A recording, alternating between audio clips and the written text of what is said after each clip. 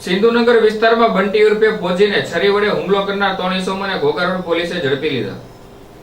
ભાવનગર શહેરના સિંધુનગર વિસ્તારમાં 2 દિવસ પહેલા પાનના ગલ્લા નજીક 3 ઇસમો દ્વારા માથાકૂટ થઈ રહી હતી. તે દરમિયાન બંટી ઉર્ફે ફોજીએ માથાકૂટ કરવાની ના પાડતા ઉશ્કેરેલા શખ્સોએ અમિત ઉર્ફે રાયકા અર્જુનભાઈ રબારી, રાજદીપસિંહ ઉર્ફે રાજભા મહેશભાઈ વાળા અને શિવદીપસિંહ ભરતસિંહ ગોહિલે બંટી ઉર્ફે ફોજી ઉપર ધોકા અને છરી વડે હુમલો કરતા ઈજા થતા સારવાર અર્થે હોસ્પિટલ ખસેડવામાં આવ્યા હતા. જ્યારે આ 3 ઇસમોને ઘોઘા રોડ પોલીસે ઝડપી લીધા હતા.